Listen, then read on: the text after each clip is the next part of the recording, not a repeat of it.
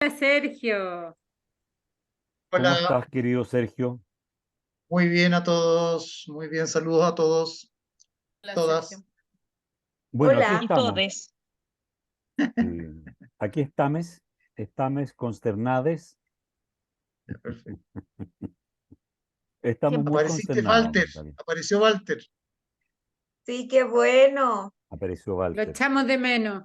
Estoy tratando de conectar este aparato que no me resulta, pero vamos a ver.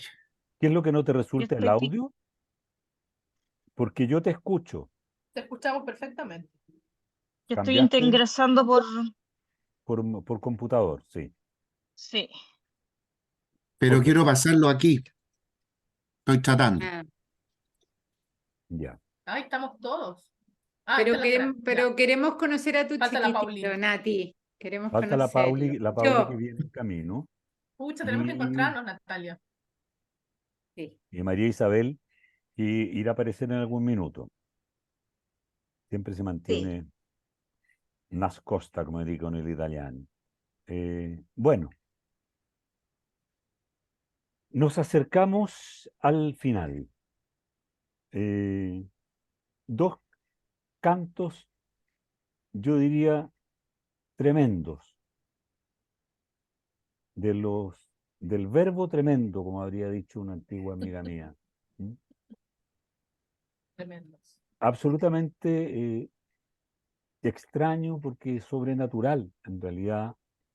Lo más impresionante, más allá de la dolorosa, del doloroso canto 22, ¿no? Que es muy, es tremendo, ¿no? Llama mucho la atención, sin lugar a dudas, el canto 21, es decir, lo que es la lucha, ¿no es cierto?, de Aquiles con el Con el río. escamandro, con el río. Tremendo. con el río. Con el río, El sí. río tiene dos nombres, ¿no? Mm. Se llama Janto, Mm. pero también se llama Escamandro.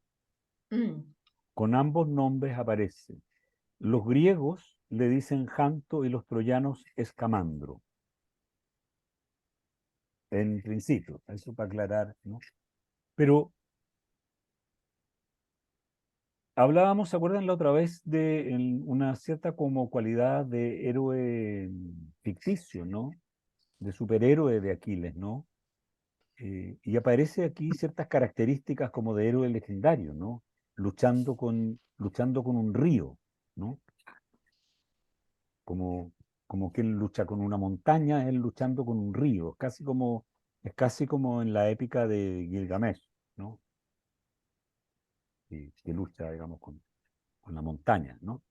Eh, Aquí lucha con un río, y lucha con un río que que es un río que va a estar presente en esa imagen durante milenios, porque ha sido rescatado incluso en el día,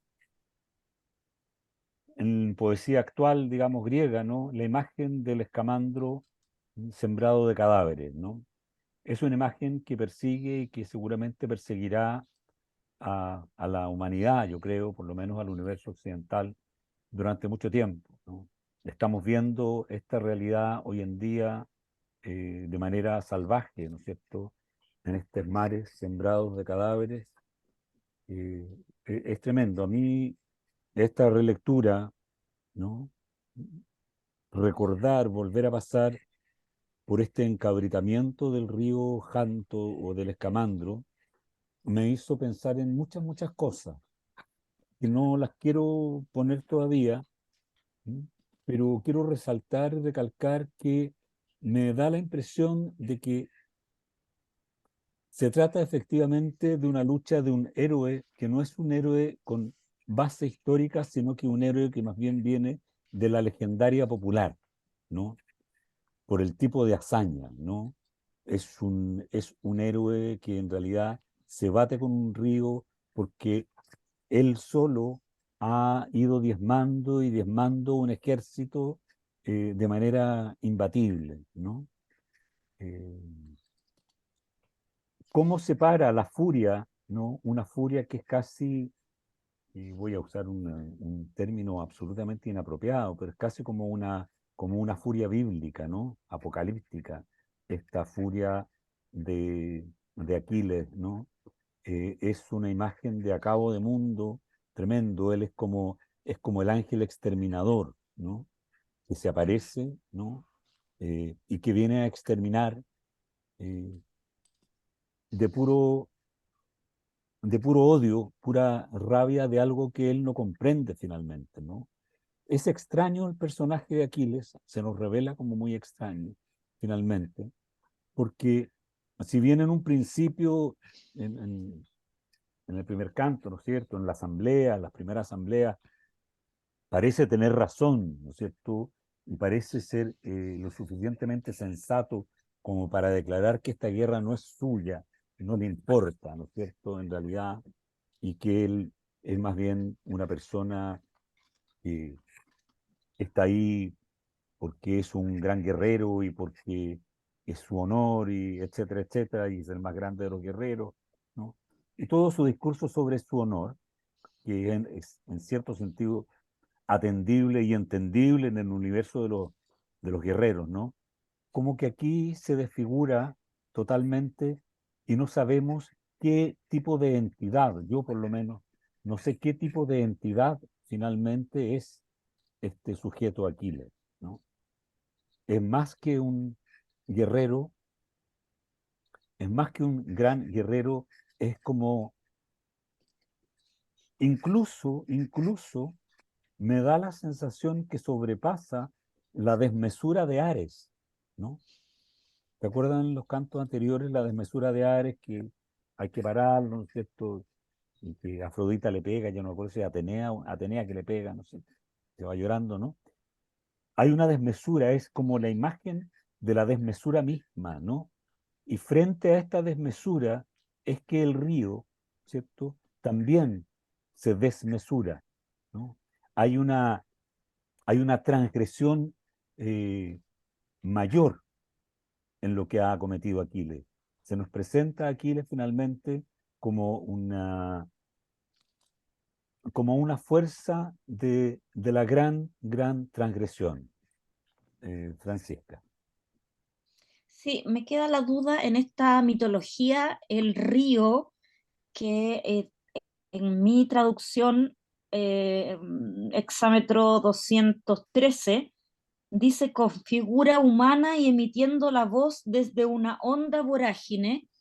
Dentro de la mitología, este río, ¿dónde estaría situado dentro de todos las categorías que hemos, perdonen mi Las ánimo, categorías divinas.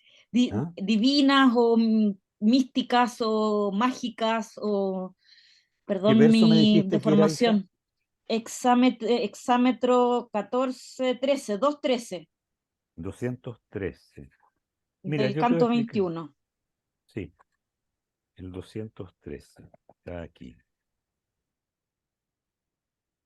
Claro, porque el río de hondos remolinos adoptó forma humana y haciendo resonar su voz desde lo profundo de un torbellino le gritó lleno de ira: Aquiles, superas en poder al resto de los guerreros, pero también en infamias, pues los propios dioses continuamente te amparan. ¿Sí? A eso te refieres, ¿no es cierto? Mira, la mitología griega es una mitología muy compleja para partir, digamos, ¿no? Las categorías son Disculpa, de muy distintas. cuál era la pregunta de la Francisca? No sé, no la entendí. ¿Cuál era tu duda, Fran, respecto a esos versos? ¿El río qué categoría tiene dentro de la mitología? Si Ah, vale. Es Dios, es simplemente naturaleza, que toma Ya. forma. Dale, Todas gracias. las cosas en el universo teológico griego son dioses, ¿no? De hecho, las 50 ninfas del mar, ¿no?, nombradas, tienen los nombres de las distintas visiones que uno puede tener del mar, ¿sí? Una es la oleosa pequeña, la ola brillante, etcétera, etcétera, ¿no? Los ríos son deidades, son divinidades, ¿no? De alguna manera es interesante el punto que tú planteas, porque nos permite aclarar algo que creo que yo hice referencia en algún minuto, y es que la concepción de los griegos sobre la naturaleza y sobre lo divino permite finalmente que se justifique la famosa frase de Tales de Mileto que dice: todo está lleno de dioses o todo es dioses, ¿no? En una referencia, digamos, a reconocer la naturaleza, ¿no? Y que tiene que ver con también la intención, el amor al conocimiento de los griegos, que tiene que ver con conocer, ¿no? La naturaleza y sus mecánicas, ¿no? Este concepto, el concepto de la transgresión, tiene que ver con valga la redundancia, con la transgresión de lo que son las leyes de la naturaleza. Lo que ha hecho y lo que le reclama, precisamente por eso leí esa continuidad, digamos, ¿no? De lo que tú citabas, lo que hace Aquiles es infame, es una desmesura intolerable para el orden del cosmos, ¿no? Y frente a esa desmesura hay que responder con una desmesura equivalente que pueda volver las cosas a su equilibrio, ¿no? Natalia Roa. Sí, yo iba a leer justamente el mismo párrafo de la Fran, pero con una pregunta distinta, porque me parece que ese párrafo es maravilloso. Pero en relación a la naturaleza de Aquiles, porque acá dice: oh Aquiles, superas a los demás hombres, lo mismo en el valor que en la realización de acciones nefandas, porque los propios dioses te prestan constantemente su auxilio. O sea, eso es lo que permite que lo superes. Si el hijo de Crono te ha concedido que destruyas a todos los teucros, apártalos de mí y ejecuta en el llano tus proezas.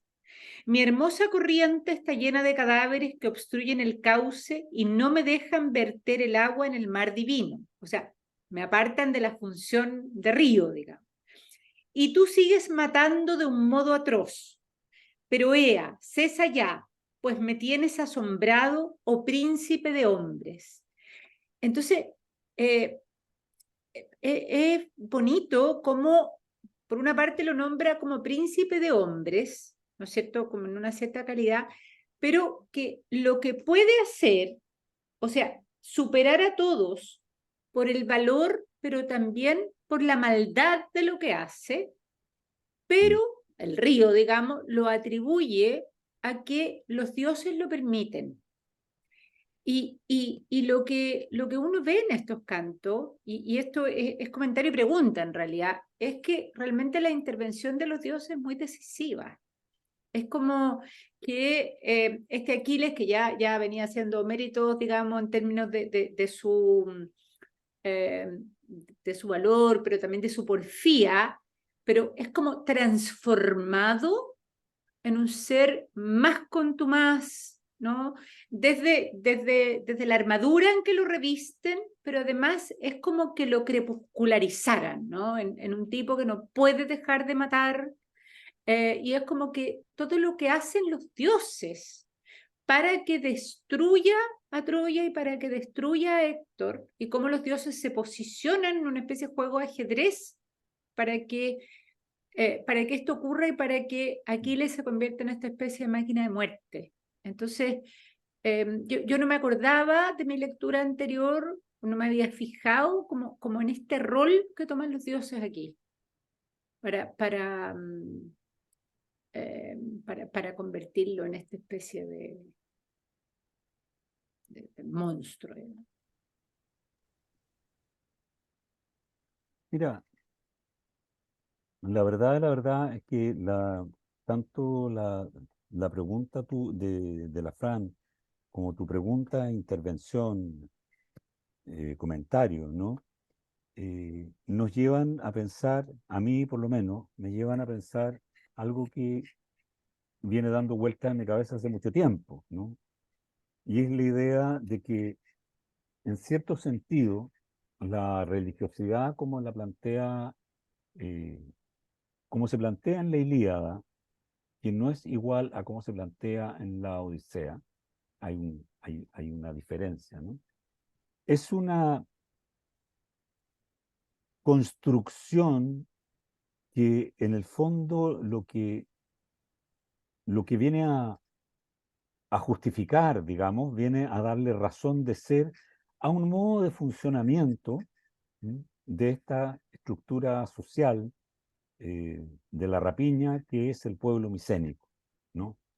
Creo que en el fondo esta imagen, ¿no?, de este héroe que, si bien podemos decir que no tiene un carácter, uno podría decir que no tiene un carácter estrictamente historicista legendario, sino que más bien un personaje salido de la imaginería popular, digamos, ¿no? Una especie de superhéroe, ¿no? Por estas dimensiones, digamos, del tipo de las luchas que hace con los elementos, ¿no? Que se enfrenta a los elementos, ¿no? Es lo que nosotros vemos en estos últimos cantos en relación a los dioses, a estos dioses que apoyan a los aqueos, ¿no es cierto?, a los dánaos, son dioses que buscan precisamente la destrucción de Troya, ¿sí? La violencia feroz, ¿no?, de Hera con Artemisa, con Afrodita, es mayúscula. Y aquí hay un dato que yo creo que es un dato que no es un dato menor, que es un dato histórico, ¿no?, de historia de las religiones, ¿no? Y es que Artemisa, Apolo, Afrodita, básicamente, así como probablemente Ares, son divinidades importadas al panteón griego desde civilizaciones semíticas u orientales, ¿no? De hecho, hay un grado de identidad entre Apolo y Adonis, ¿no?, como hay un grado de identidad entre Afrodita y Astarté, ¿no? Yo hacía referencia en una vez anterior al hecho de que Afrodita en realidad tiene su lugar de nacimiento en Pafos, en Chipre, y Chipre era una encrucijada comercial predominantemente fenicia, ¿no? Los aqueos conquistaron recién Chipre hacia el 1200, a finales de su imperio, digamos, por llamarlo de alguna manera, ¿no? Pero tanto Creta como Chipre eran enclaves humanos más bien relacionados con el universo egipcio, el universo cananeo y el universo sumerio, digamos, ¿no? Más bien, más bien relacionados al creciente fértil y al valle del Nilo, ¿no?, en términos económicos, en términos históricos. No son, ambas islas no son originalmente griegas, por decirlo de alguna manera, ¿no?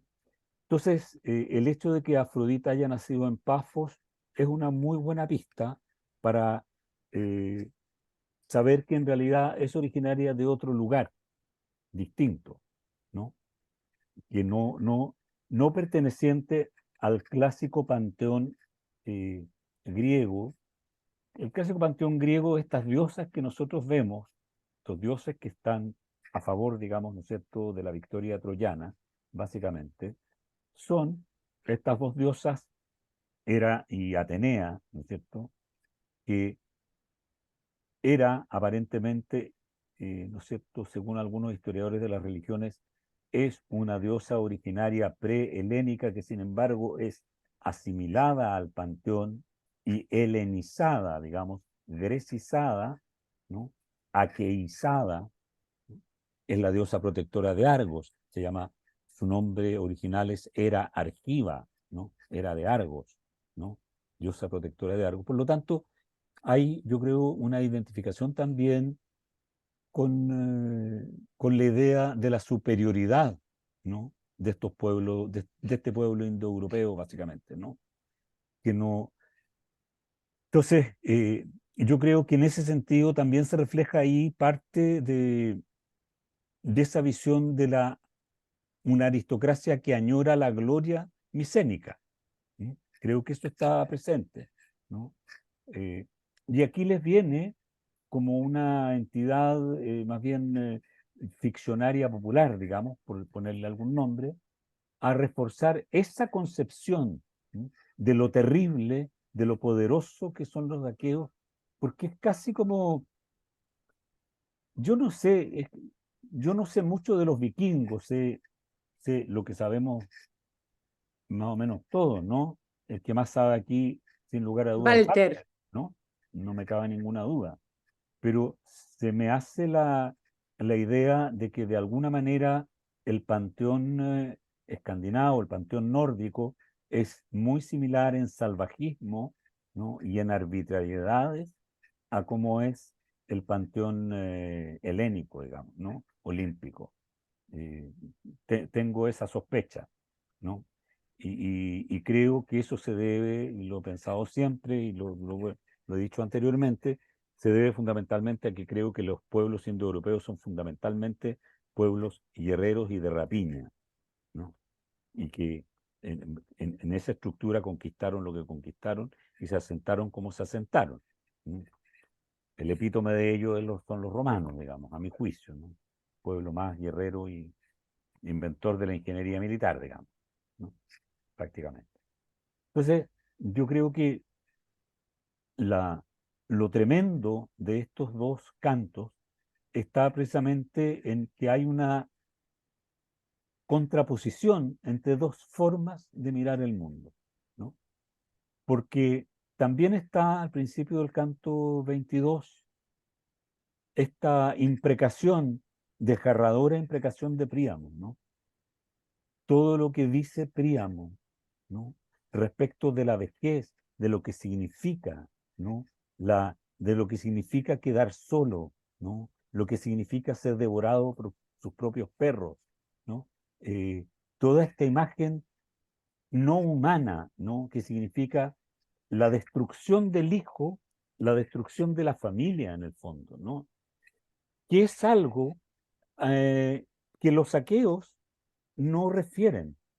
Los aqueos no refieren a sus familias, refieren a sus mujeres, pero no hablan de las familias.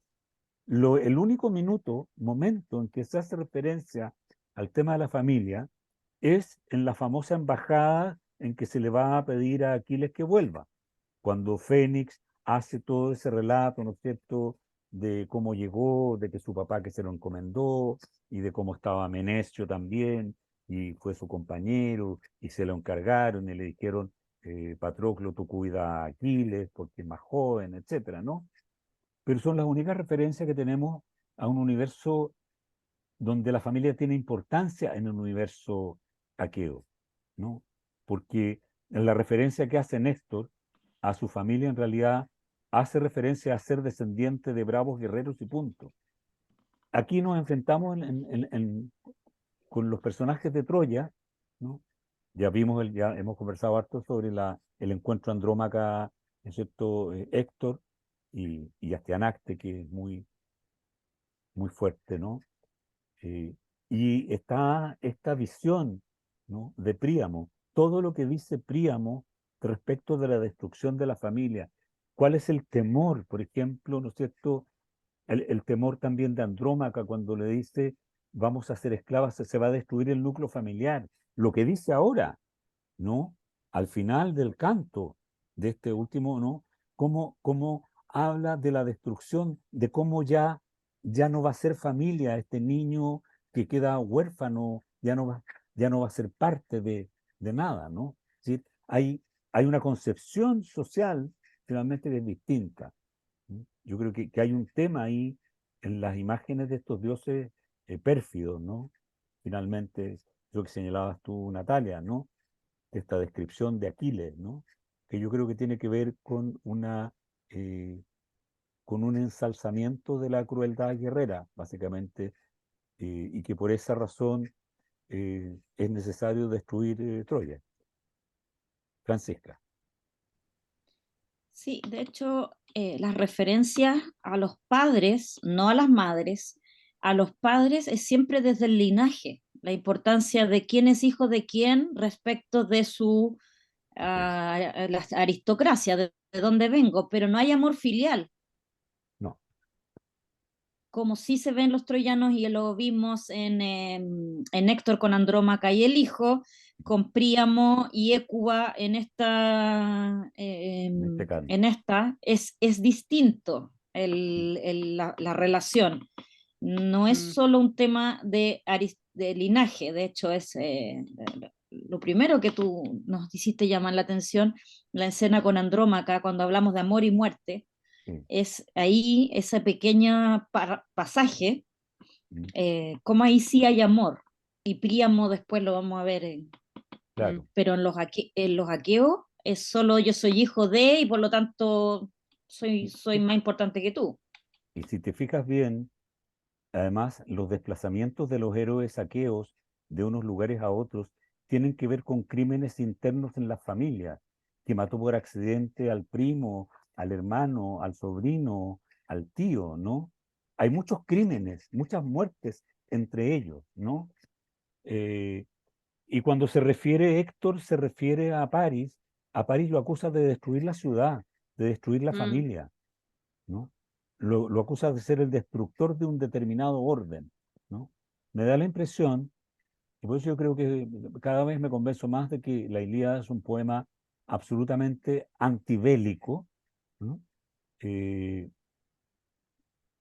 lo que vemos en realidad es una fuerza um, denodada por destruir un orden más bien armónico como es el orden de Troya.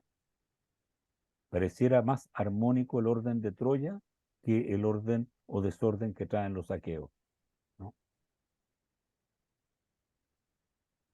No sé si están de acuerdo ya en eso. La propia figura arquitectónica de la ciudad de Troya con sus muros dorados altos, ¿Mm? como eh, embelesados, no esa es la palabra, como radiantes, ¿Mm? versus estas naves invasoras a pie, como hormigas, así que ¿Mm? trepan, que dan dos imágenes bastante contrapuestas de ¿Mm? dónde está el autor poniendo las luces Sí. del escenario. ¿Mm? Walter. Sí, mira, a todos nos han cortado la luz o el agua recientemente, y al que le cortan la luz, le cortan el agua, ve como lo importante que es, todo lo que nos sirve, y nos damos cuenta de eso, ¿no? Y esto lo llevo para que esta gente que llevaba 10 años sitiada, que si los mataban y los vencían, los iban a quemar, destruir, iban a matar a sus hijos y hacer barbaridades con sus mujeres y sus familias y sus cosas queridas, sus seres queridos. Yo creo que es natural de que ellos entonces valoren más esto que están a punto de perder, que aquellos que están sitiándolos y cuyas familias y casas, hijos, mujeres y seres queridos están muy lejos, están como protegidos de este horror. Yo creo que los troyanos visualizan la destrucción y el horror de manera muy inmediata. Y en consecuencia tal vez es más natural de que su preocupación esté mucho en esto que evidentemente de manera muy inmediata pueden perder. Entonces, más allá de que si son estos los troyanos o los griegos, yo creo que si la situación hubiera sido inversa, que los troyanos hubieran sitiado Micena o Argos, los argivios o los micénicos tendrían más estos pensamientos y más estos diálogos que los atacantes o sitiadores. Esa era mi intervención. Yo no puedo estar más de acuerdo contigo, me parece que es una visión súper acertada, pero tenemos aquí una elección de parte, digamos, del relator, digamos, en este caso del poeta, ¿no?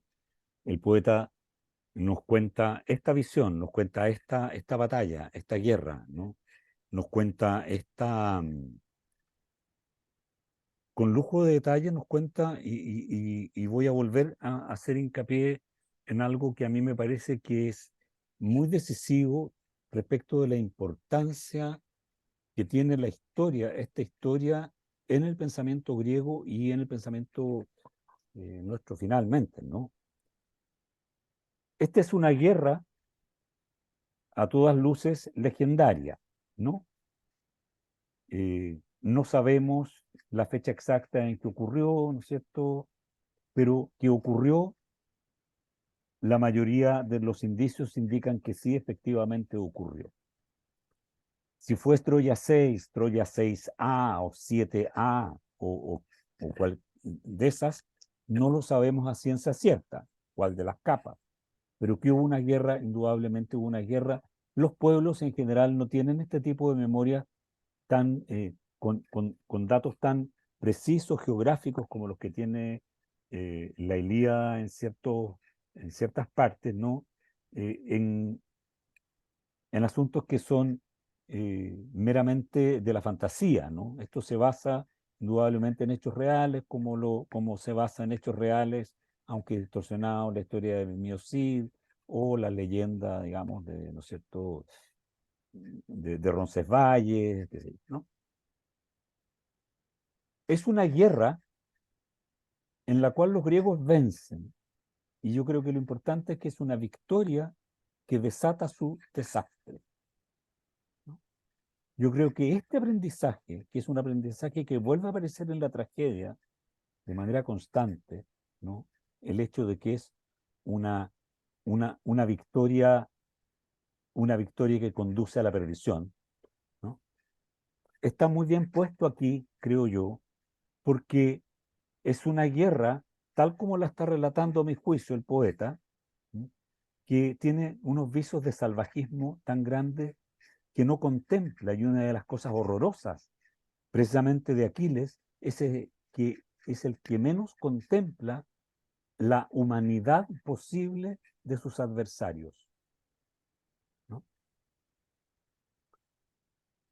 Esos gestos de humanidad no respetados por los aqueos, salvo en el caso del intercambio entre Glauco y Diomedes, ¿no es cierto?, es lo que yo creo que el poeta condena en la guerra, ¿no? O sea, es un canto épico que habla de unas grandes estirpes, como bien señala la Francisca, ¿no es cierto? Pero son estirpes que condujeron a una victoria que resultó, en tanto que victoria, finalmente un desastre, la perdición del universo micénico. Creo que eso es algo que uno no debe perder de vista, creo, ¿no?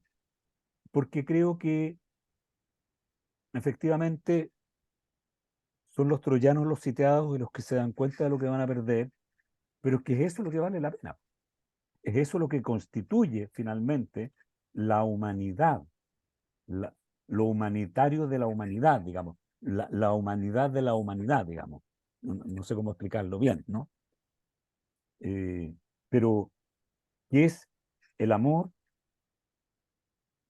La solidaridad entre entre los distintos habitantes de la ciudad, lo que constituye la vida en común, básicamente, ¿no? Que es lo que esta guerra viene a destruir, porque la comunidad de los aqueos es una comunidad que se da en un campamento, es un campamento de 10 años, ¿no? Natalia. Sí, yo coincido plenamente con eso, pero voy a discrepar de mi amigo querido Walter porque yo tengo la impresión de que la transgresión aquea es anterior. O sea, probablemente, claro, el que está sitiado está en eso estoy totalmente de acuerdo, pero tengo la impresión de que o sea, que la denuncia del autor acá y en la tragedia es un poco el comportamiento de estas oligarquías aqueas que con tal de de conservar el poder, estaban dispuestas a rebasar todo límite moral. O sea, antes de partir, Agamenón entregó a su hija, ¿no es cierto?, y la sacrificó con tal de entregarle, ¿no es cierto?, las riquezas. Ahí está el chiquitín. Con tal de entregarle las riquezas a la tropa.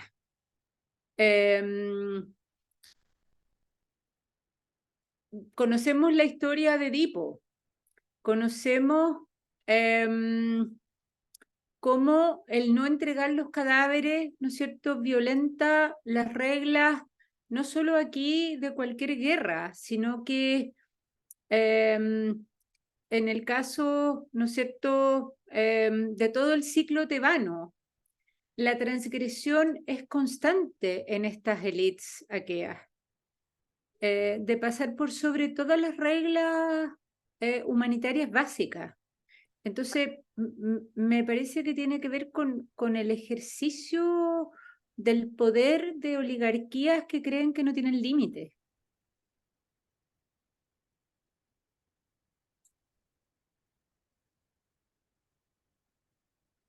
Don Sergio. Sí. A mí una de las cosas que me impacta siempre en este relato, digamos, es esta, bueno, desde luego la desmesura, que es una desmesura que surge por todas partes, digamos, que tanto de los humanos como de los dioses. El río sale e inunda toda la pradera, o sea, si lo dejan hacer, capaz que hubiera inundado Troya también. Hefesto con su fuego puede arrasar todo, los montes, etc. Entonces, y Aquiles es una desmesura absoluta. Y lo que me pregunto, bueno, y por otro lado también, lo otro que me llama la atención es en los dioses, porque está claro, yo coincido con Natalia, que los hombres muestran su esencia muy claramente, los aqueos con su afán, digamos, su orgullo, su soberbia, que ha sido muy demostrada, pero los dioses también tienen un grado de infantilismo, un grado de inconsistencia mayor. Entonces, al final uno no sabe si cuál es el huevo y cuál es la gallina aquí, cuál es la gallina y el huevo, digamos. O sea, dónde parte y dónde termina los hombres y los dioses, que a lo mejor son parte de un continuo, por así decirlo, que habría que entenderlo más, digamos, pero que a mí me hace también preguntarme cuál fue el afán del autor, porque con la mirada de hoy uno encuentra que esos dioses no se merecen el título, digamos, o sea, no carecen, por así decirlo, de prudencia, de sabiduría, de caridad, no sé, son dioses que son fuerzas primarias, primitivas, muy, muy en concordancia con estas fuerzas humanas más primitivas y feroces, y ellos van modulando y avivando la cueca, digamos, de toda esta guerra, y además armando a los hombres para que sean más cruenta todavía. Entonces, ¿cuál es el afán del autor de mostrar este universo mitológico? ¿Es simplemente recoger lo que era la tradición de la época y poder transmitirla? Así como también queda la historia en los linajes, que es una historia que yo encuentro muy válida también, que como la historia de cómo surgieron la familia de Saba, aunque sea un poco, digamos, GCU, pero o hay también una denuncia a un mundo mitológico y una concepción de los dioses que es que no puede ser, que hay algo hay algo que es como no solamente contraproducente, sino como que a mí me llama la atención, digamos, toda esta combinación de características de los dioses.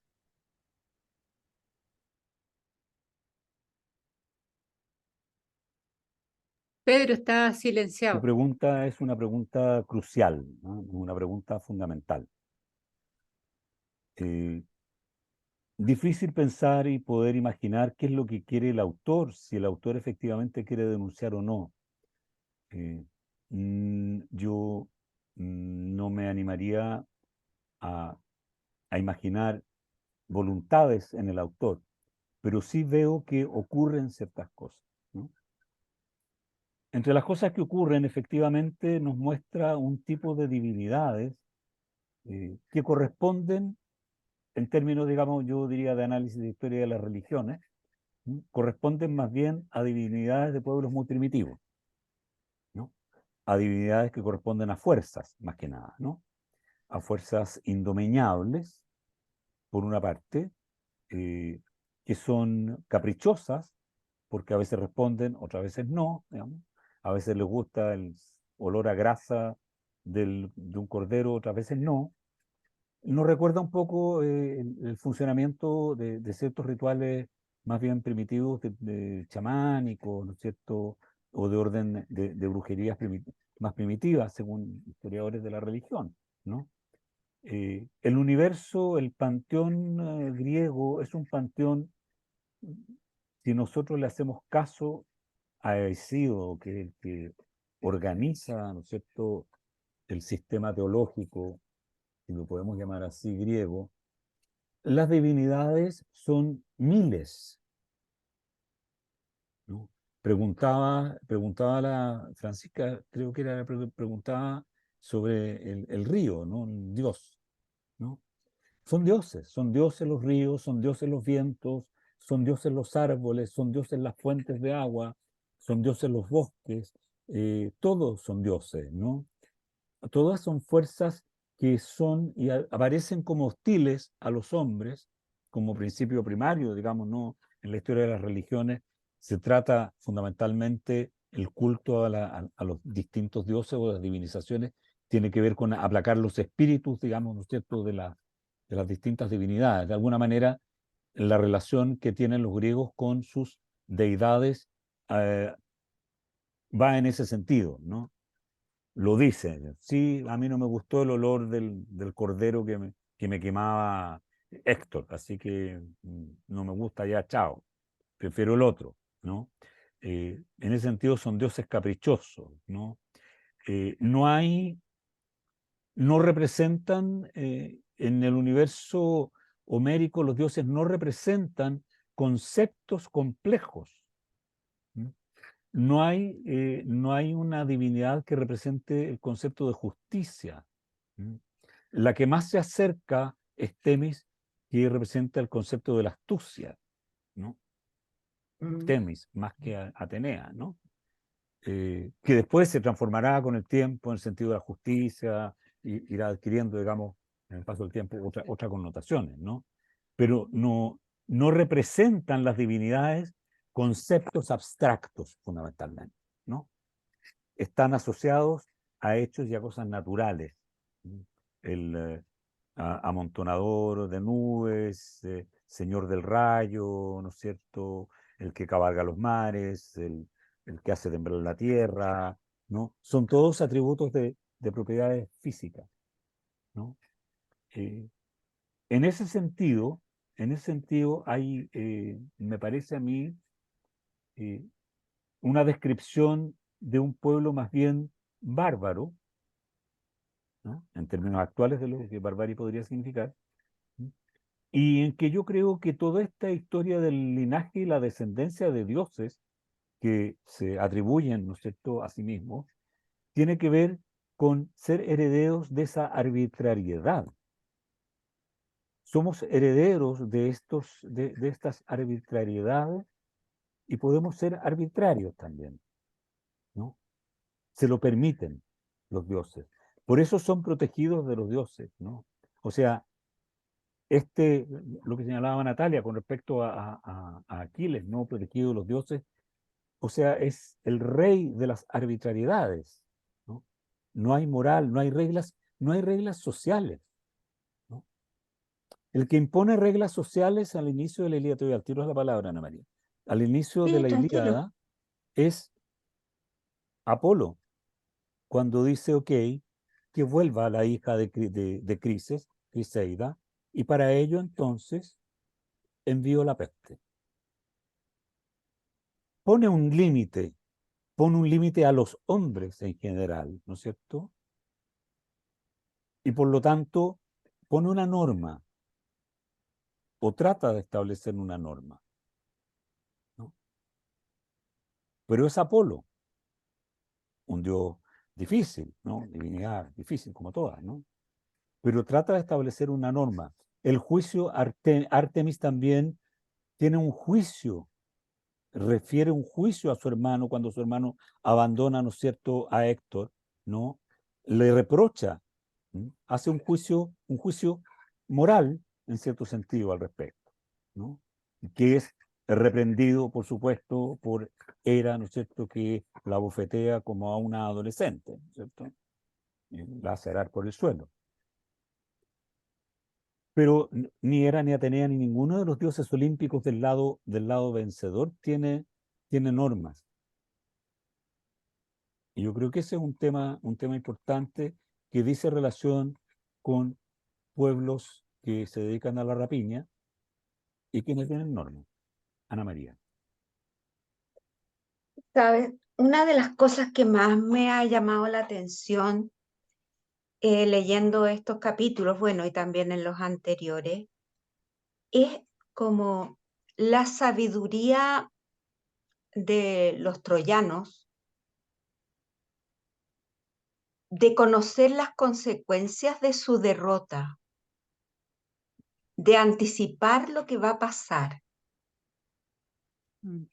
Entonces, la reflexión que a mí me surgió es, ¿qué pasa en un mundo tan complejo como el que vivimos ahora, de no conocer las consecuencias de las acciones humanas? Me ha llamado mucho la atención, por ejemplo, sobre todo en estas semanas, digamos, el tema el tema palestino, Sí. el tema árabe, el tema de la ONU. Estoy hablando del año 48. Entonces, ¿qué es lo que hace? Porque al comienzo de la sesión dijimos que varios nos sentíamos troyanos, más partidarios de los troyanos. Entonces, yo también. Y por eso me surgió ya, y raíz del comentario que hizo Walter, me surgió esto de los troyanos sí sabían las consecuencias de su derrota.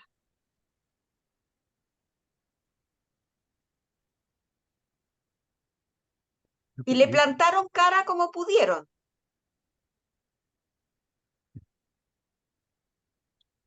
Yo creo que es súper interesante lo que estás diciendo, ¿ah?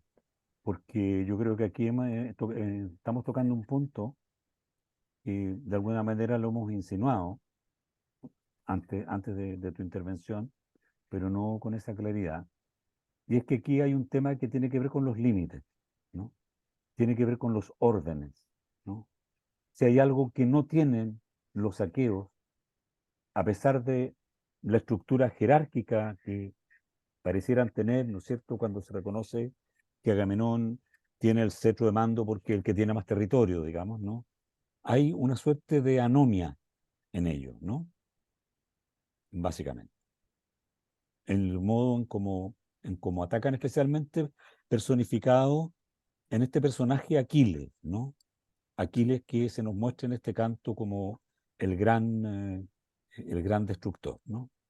Nosotros hablábamos en su minuto a partir del canto 11, ¿no es cierto?, el lambda, de cuando empieza la batalla, todos esos cantos de la larga batalla, digamos, ¿no?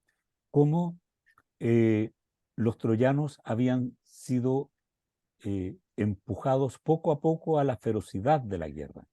Cómo vimos en la transformación, ¿no es cierto?, de Héctor en una suerte como ya de Ares furibundo también en su minuto, ¿no? Pero desde la perspectiva de quien se defiende, de quien ve, ¿no es cierto?, que él tiene un deber para con su esposa, su hijo y su ciudad, de defenderlos de eso que se les viene encima, ¿no? Pero claro, la ferocidad de la guerra transforma efectivamente y deshumaniza. Lo hablamos en su minuto, eso, si mal no recuerdo, ¿no? Pero lo que es lo más deshumanizador finalmente es lo que proponen los aqueos desde el principio, ¿no? Porque cuando se produce el acuerdo, el supuesto acuerdo de la justa entre Menelao y Paris, ¿no? En que Afrodita salva a Paris porque, bueno, porque es un poquito atolondrada la niña, ¿no? Pero la amenaza de Agamenón de que si no se cumple en lo más mínimo, igual van a arrasar la ciudad, ¿no? Es feroz. O sea, el propósito declarado desde el inicio de los aqueos es hacer desaparecer a Troya, es borrar a Troya, ¿no? Es decir, hay ahí indudablemente la descripción de un interés estratégico, económico, no sé de qué orden, ¿no? Porque ya eso es entrar en terreno especulativo, ¿no? Pero hay un interés geopolítico claramente de los mesénicos de hacer desaparecer Troya, de quedarse con ese reducto y fundarlo de cero, si es que se van a quedar en el lugar, o hacerlo desaparecer, ¿no? Que no quede piedra sobre piedra, ¿no? Esa parece ser la voluntad inicial de los aqueos. Si nosotros nos remitimos también a lo que recordaba Natalia, en el sentido de que para llevar a cabo la expedición, ¿no? Fue necesario sacrificar a la hija de Agamenón, y Agamenón no se arrugó en hacerlo, porque era más importante la expedición, nos vemos otra vez enfrentados a un fenómeno que tiene que ver con cuáles son las prioridades, ¿no? Y por lo tanto, ¿cuál es el orden, cuál es el orden moral, para llamarlo, ¿no?, con un nombre específico, ¿no? Que parece ser no existir y que sí parece estar en esa pequeña escena que yo lo encuentro maravillosa, por eso, en que Astianacte no le tira los brazos a su padre hasta que no se saca el casco guerrero. En que efectivamente hay un reconocimiento de que la vida, ¿no es cierto?, tiene una continuidad, pero tiene una continuidad en la medida en que el mayor protege al que viene, ¿no? Hacía referencia en una encuentro, ¿no?, Nuccio Ordine, de eso precisamente, ¿no?, de cómo Eneas arrancaba de Troya con su padre Anquises en los hombros y de la mano de su hijo, ¿no? O sea, una cadena, digamos, ¿no?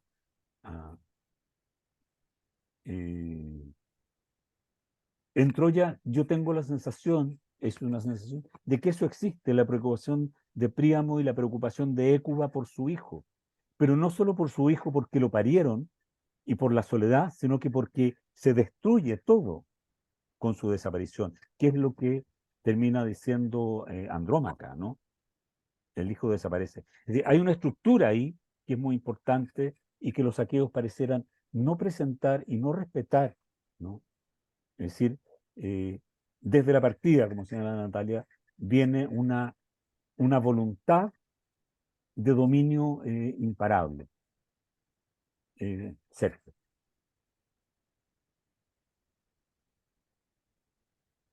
Sí. No, yo, en parte, hay un punto con los troyanos, ¿ah? Paris no aceptó nunca devolver a Helena. Y cuando vino el momento de disputar con Menelao, estaba perdido y no volvió a la pelea. Entonces, yo creo que, claro, si bien las posiciones, y en esto yo recojo un poco lo de Walter, aparece como que los troyanos tienen una ciudad organizada, maravillosa, que funciona muy bien, que está todo en orden, etcétera, pero los límites, cuando se trata de efectivamente encontrar una solución para este problema, los traspasan también los troyanos. Hay algo que ellos tampoco, yo veo una una determinación clara a terminar la guerra y asumir los sacrificios que implica. Entonces, yo le doy un poco de crédito a los aqueos en ese sentido, o de crédito a los troyanos, por así decirlo. Pero quería comentar otra cosa también respecto a los dioses, que sigue como perturbándome este tema de los dioses. No sé por qué. Yo soy medio católico, me asusta esta cuestión. Pero es cierto que los dioses nos representan conceptos. Yo estoy de acuerdo contigo, básicamente. Pero hay un concepto que está metido entre los dioses, que es la discordia, que son las erinias, ¿no? O ibris, no sé. Lo he explicado 80 veces, pero no sé, pero bueno, ya. O sea, La a lo que hoy Eris. los eris. Eris, ya. Entonces, yo pensaba que lo sorprendente además es que los griegos, después de todo con todos estos relatos fantásticos, toda esta visión mitológica increíble que parece tan irracional, los dioses tan como, bueno, como hemos visto, que no son tan poco consistentes en muchas cosas, pero pudieron después pasar a la filosofía. Entonces, la filosofía es una manera de tratar los conceptos, de alguna manera transformándolos en sustantivos, ¿cierto? La discordia es como, bueno, hay gente que es complicada, pero la discordia es como una manera de poder entender los fenómenos. Entonces, quizás también hay un sentido, esto ya es una disquisición un poco, una especie de transición en este mundo, en esta civilización, digamos, donde el mundo de la naturaleza se pobló de todas las proyecciones de los hombres respecto de sus emociones, sus sentimientos, sus ideas, sus discordias, su vida, su muerte, pero que si bien no logró generar a lo mejor una estructura comprensible necesariamente, dio pie para que después se pudieran analizar conceptos tomando cierta distancia. Entonces, quizá, pero eso es una parte de una disquisición simplemente. Vamos a contestar en un minuto tu disquisición, Natalia. Te lo voy a contestar ahora, sí. No tiene mucho que ver con esto, quizás va a distraer, pero, o quizás con la discordia, pero yo solo quería comentar lo que me perturbó a mí, porque bueno, en la guerra todas las cosas se alteran y cada uno muestra lo peor de sí, pero creo que el contraste que hace el autor entre el tratamiento de los cadáveres de Patroclo y de Héctor es muy potente también respecto a la toma de posición del autor, digamos, ¿no? Más que lo que podamos tomar como posición nosotros, porque uno puede tomar una posición, ser pro Troya, pro Aqueo, en fin, todos tomamos, pero hay una toma de posición del autor, sin duda, ¿no es cierto? O sea, cuando muestra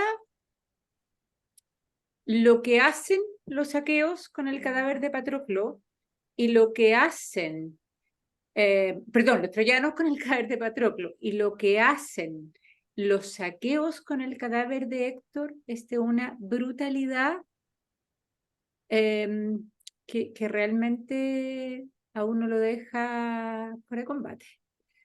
Entonces, yo creo que ahí hay algo que es muy potente.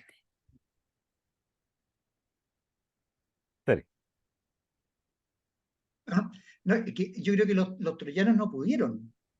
O sea, la idea que me quedé yo es que el afán que tenían era apropiarse el cuerpo Patroclo para poder desmembrarlo, entregarlo a los perros, todo eso, pero no pudieron. O sea, hubo un tironeo del cadáver de Patroclo que fue tan despiadado, a mi gusto, como lo que hizo Aquiles con el cadáver de Héctor, digamos, ¿no? O sea, la imagen de Aquiles es como ya el sumum plus ultra, digamos, ya es como la quintesencia de se pasó. Pero la verdad es que toda una parte del capítulo, no me acuerdo cuál, de la guerra, era que tironeaban el cadáver de Patroclo para un lado, para el otro, y se lo querían llevar para hacerlo de pedazos, entregarlo a los perros. O sea, yo creo que no son tan distintos en ese sentido. O sea, la impresión que yo me quedé. Mm. Mira, al respecto yo iba a contestarle algo similar a Natalia, ¿no? En el sentido que la guerra en el sentido salvaje en ambos bandos, ¿no? Pero yo creo que hay una diferencia que es una diferencia bien importante y que tiene que ver eh, con la relación con los dioses. Yo quiero partir un poco como de tu duda, ¿no? Porque nosotros tenemos la tendencia de imaginarnos a los dioses desde la perspectiva que nosotros aprendimos nuestra relación con las divinidades, digamos, ¿no? Nos cuesta mucho entender divinidades que no son ni omniscientes ni omnipotentes y que además han nacido pero no van a morir, ¿no? Cosa que es bien extraña, ¿no? Pero los dioses o el concepto, digamos, el paso precisamente de estas fuerzas divinas no conceptualizadas o no o que no encierran conceptos abstractos en sí, ¿m? Es precisamente lo que permite, ¿no?, que los filósofos, los primeros filósofos del siglo, ya estamos pensando finales del siglo VII, principios del sexto, ¿no?, decidan alejarse de los dioses para preguntarse cuál es el principio y decidan volcarse a la investigación de la naturaleza, ¿no? Yo creo que en ese sentido, en la teología, si podemos hablar de eso, griega es una teología pobre para el pensamiento, ¿no? Es decir, es una forma de entendimiento de las fuerzas primigenias bastante poco civilizada. Y eso lo emparenta mucho, a mi juicio, con el universo vikingo, ¿no? O sea, lo que se relata en la Edad Media del procedimiento de los ataques vikingos, digamos, ¿no? En las costas, las correrías, las entradas por los ríos, ¿no es cierto? Los saqueos hasta París, ¿no es cierto? Los modos en que funcionaban, ¿no? Son modos muy similares a las correrías de las que cuenta Aquiles, por ejemplo, o la que quiso hacer Ulises, ¿no es cierto?, entre los Cicones. Es decir, ¿no? Hay muchas similitudes, ¿no? No hay, los dioses escandinavos también son dioses que representan fuerzas más que conceptos, ¿no? No, eh, en realidad son vidas más salvajes en el sentido que se está entregado a la arbitrariedad, en el fondo, de las fuerzas divinas, ¿no? Lo que contrarresta el pensamiento racional finalmente, ¿no?, es que precisamente el estudio, lo que se propone en la filosofía, ¿no es cierto?, materialista primigenia, es entender cómo funciona la naturaleza para funcionar con ella, ¿no? Para poder funcionar de acuerdo a ella, que no nos pille desprevenido. Esa es la razón, digamos, básicamente del conocimiento, ¿no? Un conocimiento como para vivir en paz, digamos, ¿no? Básicamente, no para conquistar el mundo. ¿Mm? Hay una transformación, yo por eso hago hincapié en lo que significa esta victoria, que es una derrota, porque parte del gran crecimiento intelectual de Grecia ocurre mientras los griegos mm, se contienen de transformarse en una potencia en expansión.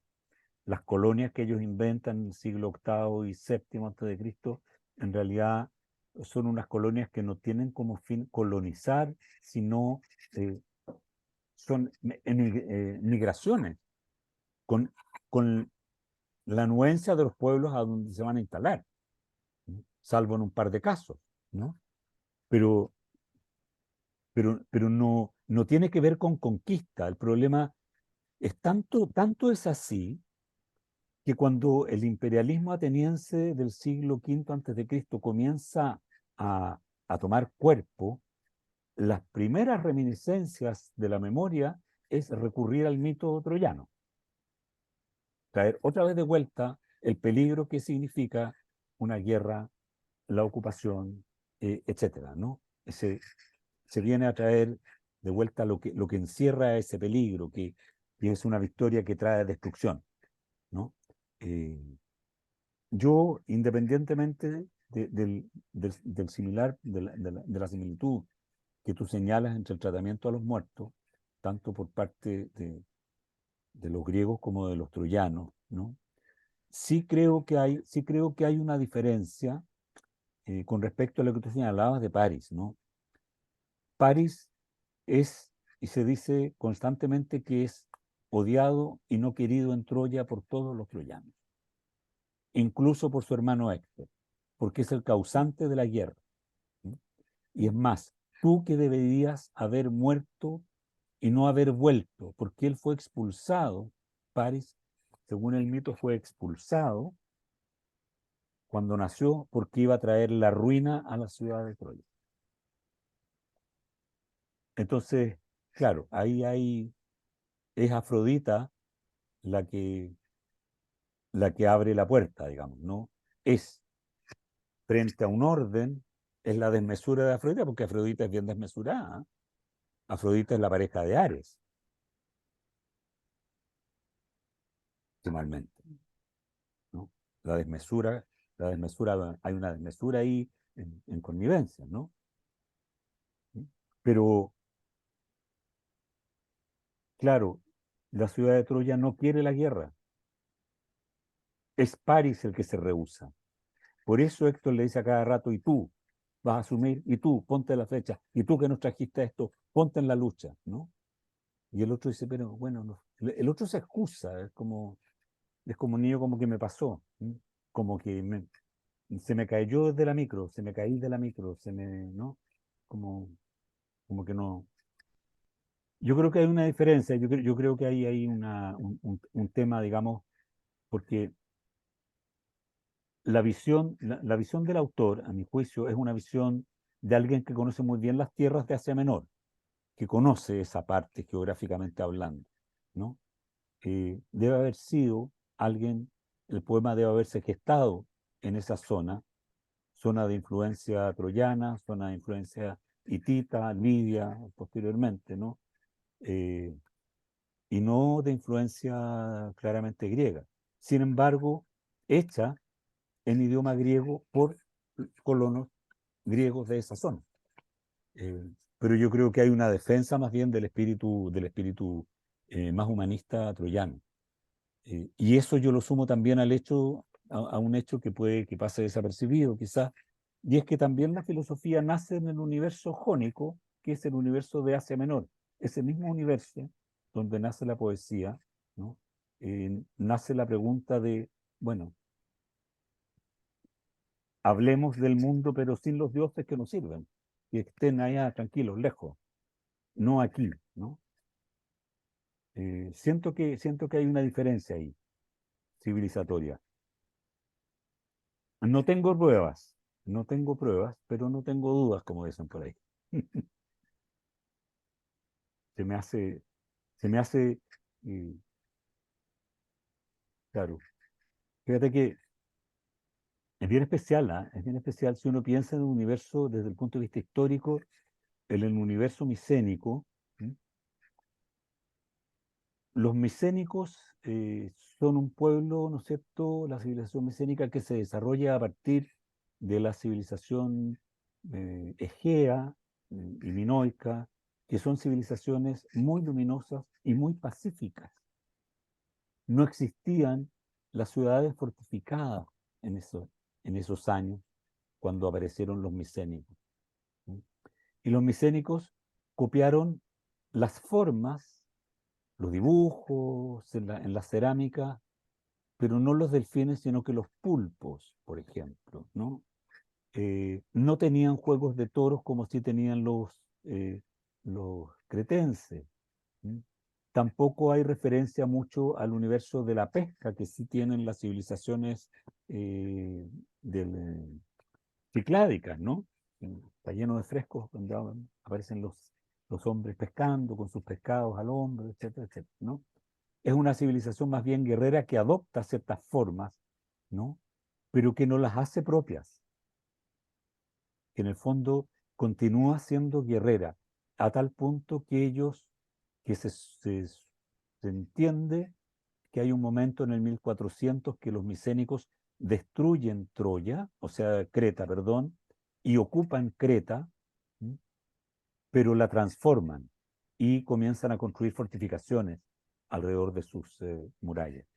Es un pueblo claramente guerrero, es una civilización distinta. Cómo es Troya? No sabemos muy bien, ¿cierto? Porque la ciudad está fortificada, tiene muros fortificados, pero por lo menos eh, no hay ninguna, eh, no hay ninguna otra eh, referencia a algún conflicto, porque lo que se ha encontrado en los manuscritos hititas, que supuestamente hace referencia a Iligua o Ilion, ¿no? Que está como identificado, es que en realidad es una ciudad que aparentemente es simplemente tributaria de Hattusa, que es la capital, digamos, del imperio hitita. ¿No? Pero no parece señalado como un pueblo guerrero, para nada. ¿No? Yo creo que yo creo que ahí hay algo, ¿no? O sea, indudablemente falta mucho por desentrañar respecto de la Ilíada, ¿no? La Ilíada nosotros la leímos lo voy a decir de nuevo, durante mucho tiempo como la generación de mi padre, la generación de mi abuelo, ¿no es cierto? Como héroes ejemplares a los que había que admirar, porque eran, ¿no? Ideológicamente era la fuerza, la inteligencia griega, lo griego, etc. Y claro, hoy en día nosotros desde una perspectiva distinta, viendo cómo funciona el mundo actual, como planteaba la Ana María, ¿no? Nos damos cuenta de lo terrible que es, en realidad, de que este tipo de héroes, en realidad, son execrables. O sea, realmente, imagínate, yo solo pienso eh, en hacer un paralelo, ponte tú, para ir más lejos, con un personaje como Ariel Sharon, por ejemplo, ¿no? Cuando fue ministro de la guerra en Israel. Algunos de ustedes eran muy jóvenes, pero que tuvo esa incursión en el sur del Líbano y que fue la matanza de Sabra y Chatila, por ejemplo, ¿no? Eh, en virtud de una superioridad, ¿no? Porque Zeus le da los poderes que le da, ¿no? Creo que hay un cuestionamiento que es necesario hacer. Yo creo que no es casual que estemos leyendo la Ilíada, en realidad, ¿no? Eh, yo creo que el poema, como poema, hace mucha referencia al tema de los límites. Yo creo que estos dos cantos son fundamentales en relación a eso. Es decir, eh, no hay en otra parte de la literatura griega un enfrentamiento entre un río y un héroe.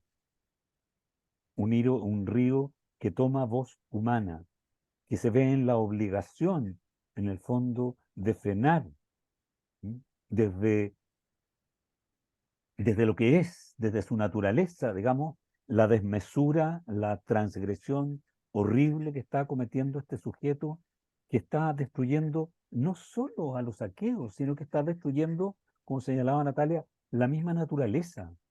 No está dejando que yo fluya, no estás dejando que yo fluya al agua primordial, ¿no? Como ahora.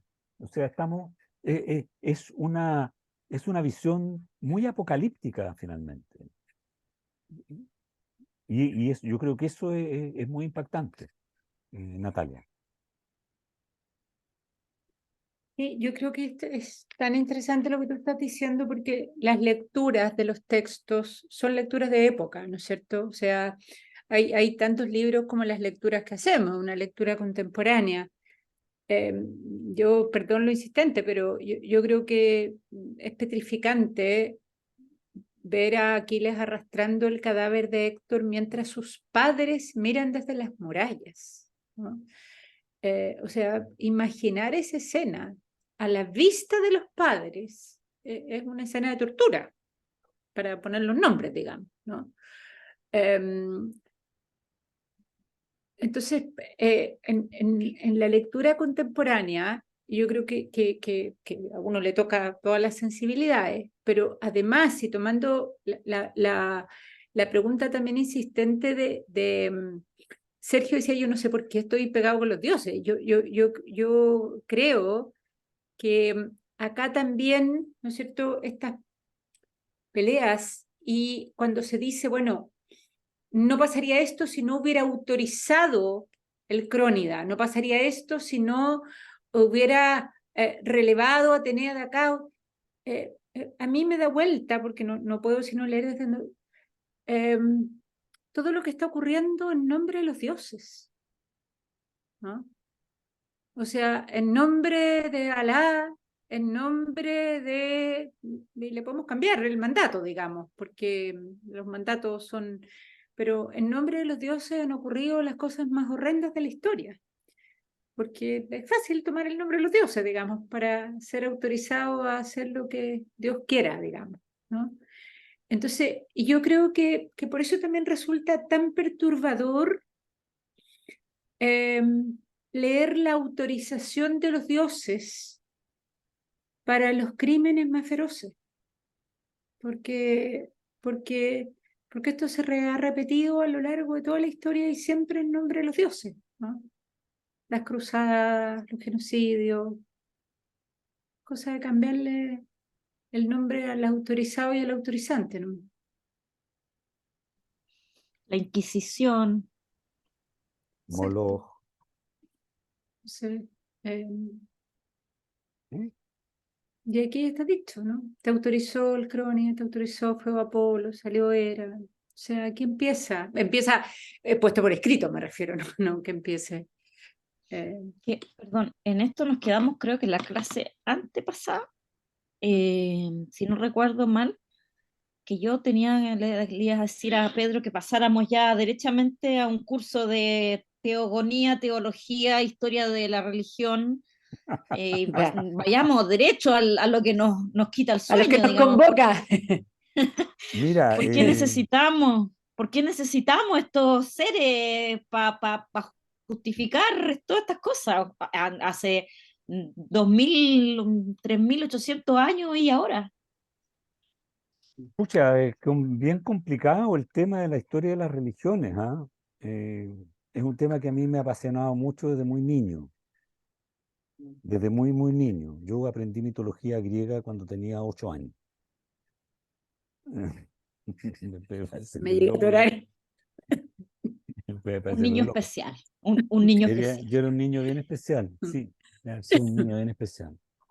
Y me interesa mucho el tema de la religión precisamente porque creo que es una gran distorsión y porque es algo que necesitamos, digamos, ¿no? O sea, por alguna razón necesitamos en nuestra más profunda soledad, digamos, ¿no? Existencial, algún tipo de apoyo, aunque no lo queramos, ¿no? Eh, Tú puedes, por ejemplo, claro, pensar, Robespierre, por ejemplo, ¿no? Basó todo su sistema del terror en la razón, ¿no? La razón elevada a la calidad de De Dios, diosa. ¿no? La divinidad, la razón inclaudicable, infalible. Y tú dices, chuta, ¿no? El miedo a funcionar en la incertidumbre es lo que nos obliga a crear estas entidades, ¿no? Ahora, las divinidades griegas son materia de estudio de muchos años. Podemos hacer un resumen, si quieres, ¿no?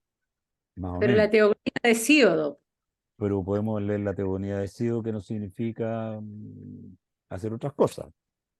Podemos hacerlo perfectamente. If you are interested on, lo programamos. No sería nada errado. Yo me anoto al tiro, porque siempre Ya. ha sido un tema que me... Que podemos hacerlo con mitología. Ya, pero es un tema, ¿ah? Es un tema porque estaba pensando yo cómo era la religión cretense, ¿no? La religión cretense y las religiones más bien de las diosas de la tierra, ¿no? Son religiones de vida, de la vida, ¿no? Demeter enseña el cultivo del grano, protege la tierra, ¿no? Hera es ojos de vaca porque es una diosa primigenia de la tierra, ¿no? de la ganadería, de la primera agricultura, ¿no? Que es después arrebatada, pero aparecen estas otras divinidades en general que son divinidades de guerra, que son más brutas, ¿no? La divinidad, la gran diosa cretense es una diosa de la vida impresionante, ¿sí? Es una diosa de las epifanías. Lo que representa como imagen son las epifanías de Dios.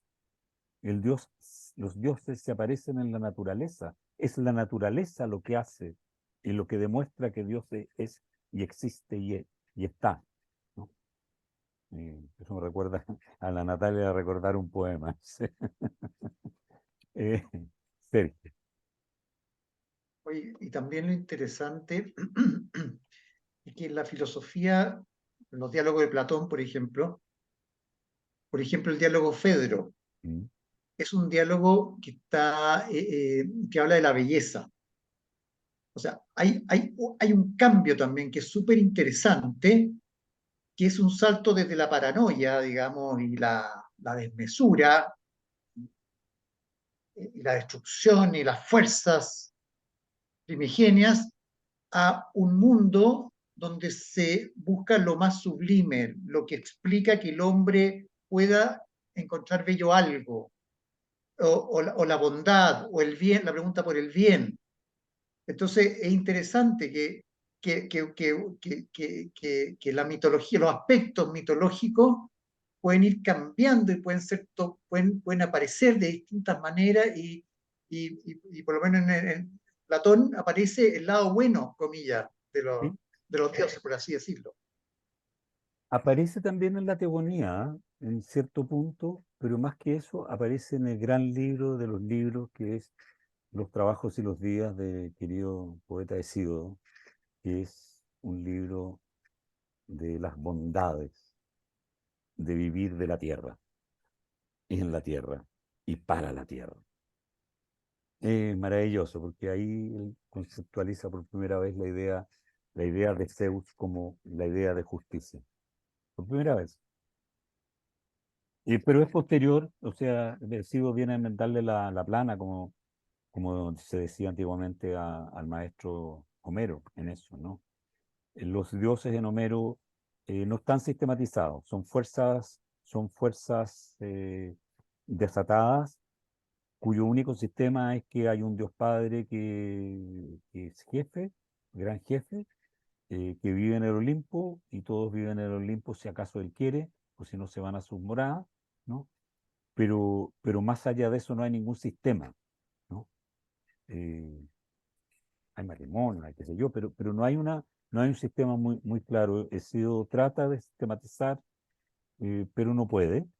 Cuenta una historia que es una historia interesante, hasta que en los trabajos de los días da algunas pistas acerca de cómo se puede ir avanzando en términos de conceptualización.